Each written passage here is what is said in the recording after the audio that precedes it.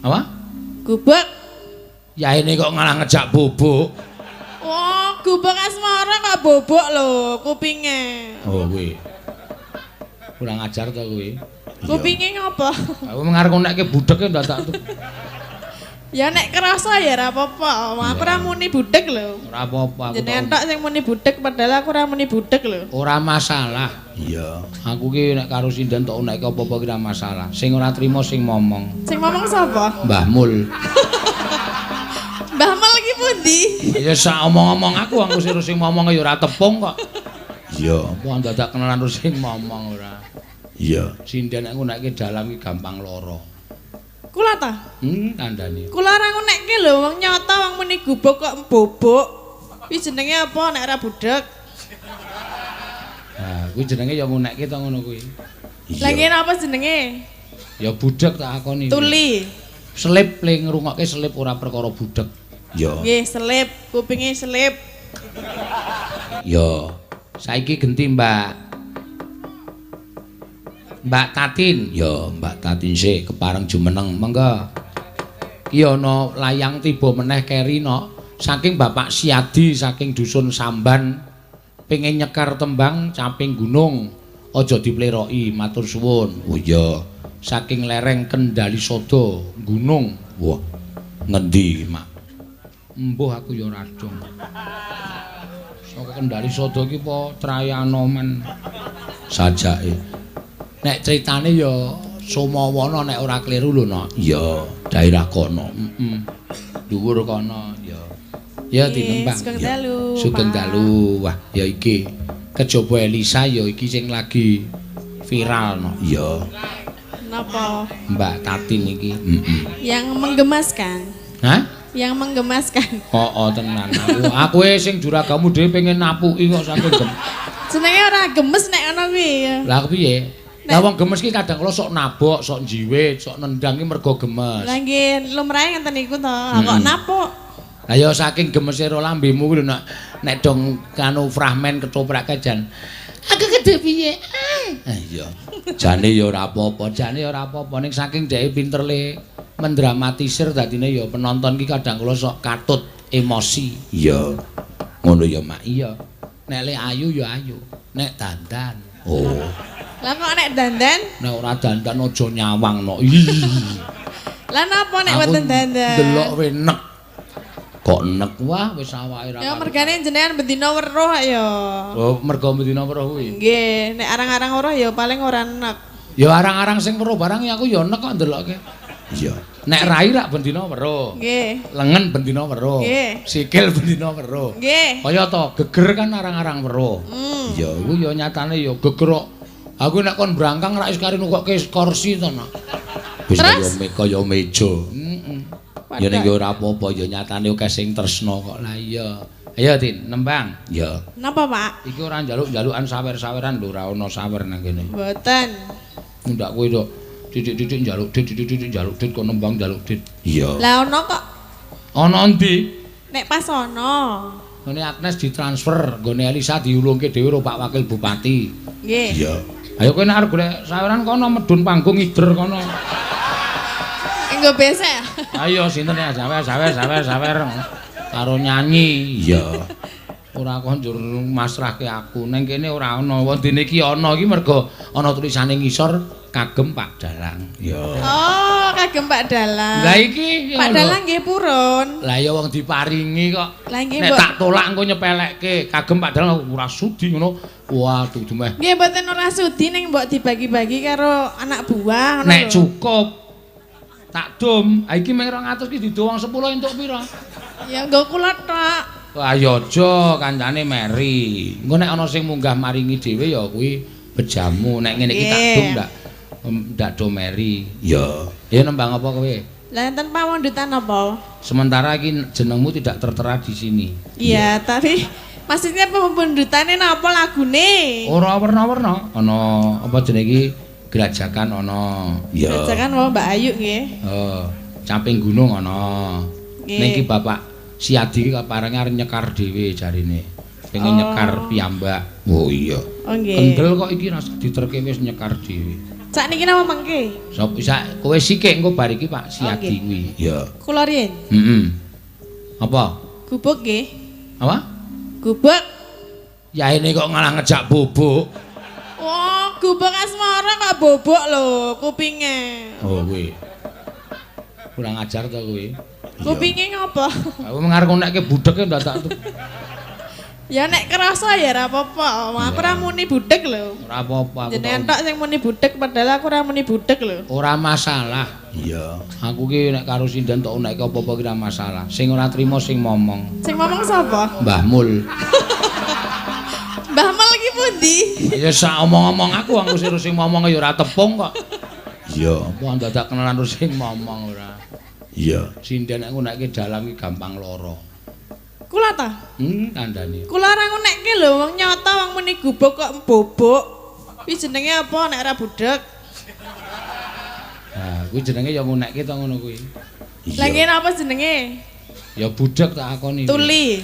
Selip ling ngrungokke selip ora perkara budhek. Ya. Nggih, selip, kupinge selip. Wis penok ra apa-apa, diterima-terimake. Sing ra trima sing ngomong. Mbah Mul. Mbah Kasan. Malik meneh. Sing ngomong kok akeh men, ya. Nggih. Gubuk ya kena wis gek omong. Ayo kok nek enggak di banting ambiar. Kuat apa piye? Kuat apa banting aku? Kuat. Ambok ping pindhone kowe nek kon banting kaya ngono kuat aku. Ora kuat ya tak kuat-kuatke to ya. Terus arep ngopo nek dibanting? Ayo banting ambiar ya wis mung dibanting tok ngono. Arep ngopo-ngopo ya ora wani kok. Kasus malah. Mergane ngapa? Ya banting. Mulai ya. Ya. Nyingkar nyingkur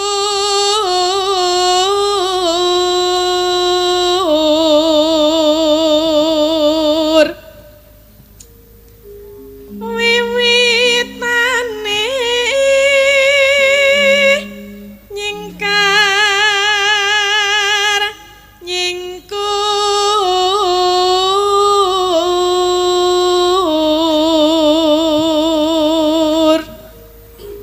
lingsir. Oh, mripate plorok.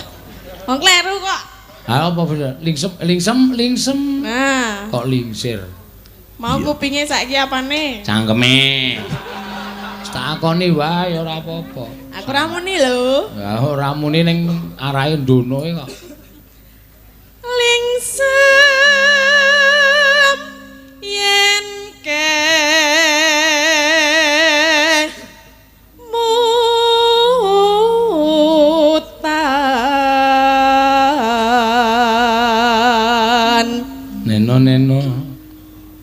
mutan neno sesawangan. Kleru meneh. Ya sakaremu wong aku rapal kok.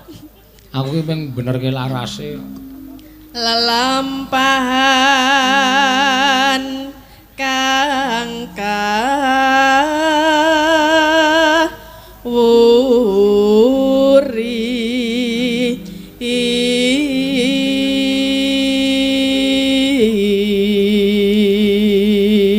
Ya. Tresna tulus nadyan ing gubuk asmara.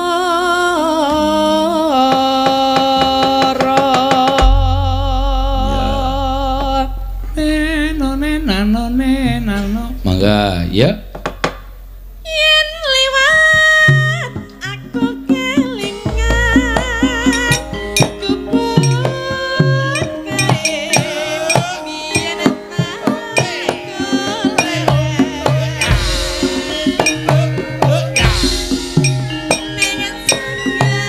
Yo tangtung.